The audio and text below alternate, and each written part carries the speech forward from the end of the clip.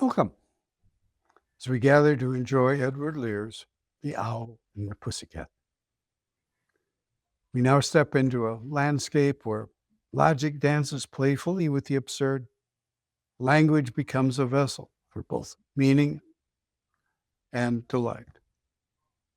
The poem, with its infectious rhythm and I think its curious cast, invites us to travel light, shedding, I think, even if it's only for a moment, the narrow expectations of both poetry and real life. And I want to thank you for joining us.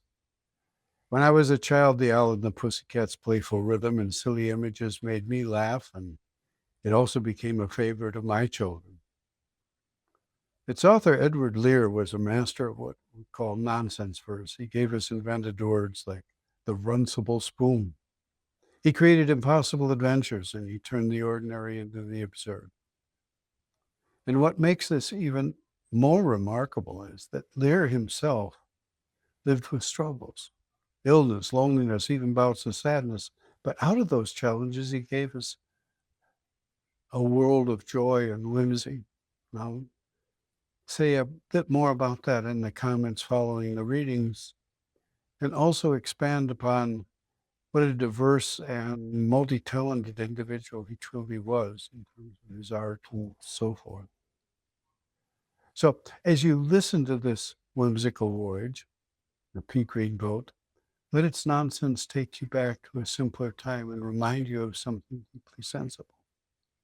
That joy is one of life's most enduring treasures. And I hope you'll stay with me for those comments, that discussion. But now, The Owl and the Pussycat by Edward Lear. The owl and the pussycat went to sea in a beautiful pea-green boat. They took some honey and plenty of money wrapped up in a 5-pound note. The owl looked up to the stars above and sang to his small guitar, "Oh, lovely pussy, oh, pussy, my love, what a beautiful pussy you are. You are. You are.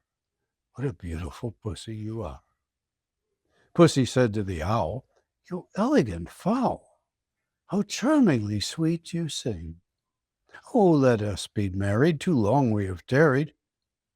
But what shall we do for a ring?" They sailed away for a year and a day to the land where the bong tree grows. There, in a wood, a piggy-wig stood, with a ring at the end of his nose. His nose, with a ring at the end of his nose. "Dear pig, are you willing to sell for 1 shilling your ring?" Said the piggy, "I will." So they took it away and were married next day by the turkey who lives on the hill. They dined on mince and slices of quince, which they ate with a runcible spoon.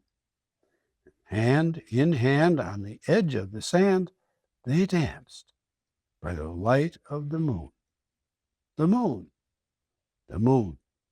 They danced by the light of the moon. Thank you for staying with me through that reading. What makes this poem timeless? Well, I think first it's playful rhymes, it's musical phrases and sheer inventiveness, which are drawing in readers now, regardless of age, as surely as they did when the poem was first written.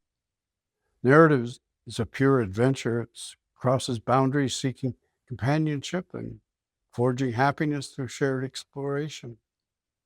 As a child, I found joy in its rhythm and silliness. And as an adult, I appreciate the poem's open-ended imaginary and gentle satire. Lear's poetry legacy began with limericks, but it peaked with The Owl and the Pussycat, a gentle story of 2 lovers, an owl and a cat, sailing a beautiful pea-green boat on a fanciful, honey-filled journey to a land where the bong tree grows. Published in 1871, it still enchants all ages. Now, Lear's nonsense is never empty, creates an emotional channel that's shared between young and old, certainly in my family's experience. Childhood joy is relished, not suppressed or improved. And that was a radical stance in an era of moralizing found in the Victorian children's books of the same time. I think The Owl and the Pussycat endures precisely because it does celebrate imagination and love without preaching. As a grown-up visiting the poem, I find comfort and nostalgia. I remember it from family readings and as part of a larger tradition of reading children's classics like Wind in the Willows to my children. I find the poem's themes of adventure, companionship, and nonconformity invite a return to a version of myself who once trusted in the fantastical. If you have similar memories, share them in the comments. Are you aware he actually wrote a sequel? It was entitled Children of the Owl of the Pussycat. A copy of it appears to be unfinished. It was published posthumously. The runcible spoon and other invented images like palm trees and piggy leaves remind readers that joy and meaning don't need to follow conventional grammar or logic. There's nonsense that's carefully crafted. It's playful, but it's grounded in recognizable poetic forms. Its joy is a purposeful retreat into imaginative sound and rhythm. Now, Victorian critics often dismissed nonsense verse as mere childish diversion, and critics today do. But Lear and contemporaries like Lewis Carroll, the author of the Jabberwocky, I think elevated it to an art form and challenging that era's seriousness and paving the way for later surrealist and whimsical writers, such as Dr. Seuss. There's works, including The Owl and the Pussycat, I think create a space where rules seem suspended and imagination celebrated. Do you agree or not? Edward Lear's path to poetic fame was anything but straightforward.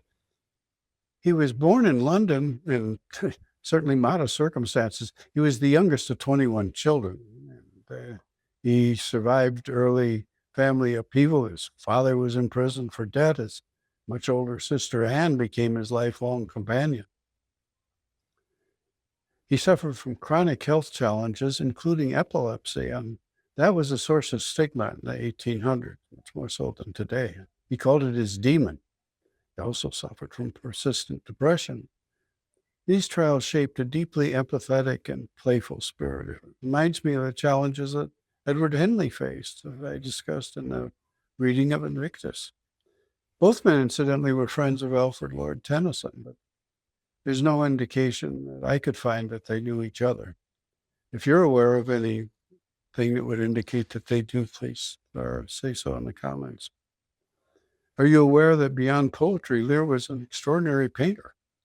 Published his first work on parrots at just 19, drawing the attention of London Zoological Society, earning a place in scientific circles.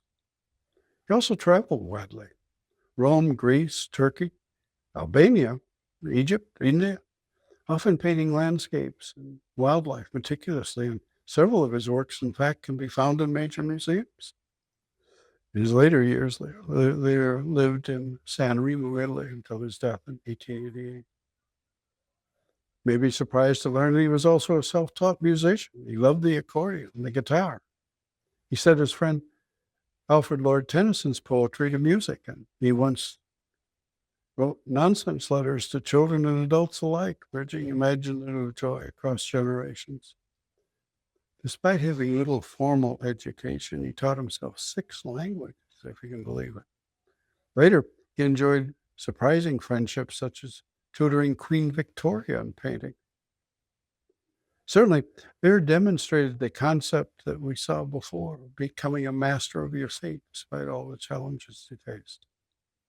So, thank you for joining me on this nostalgic look back on a poem that delighted me and Marge when we were young.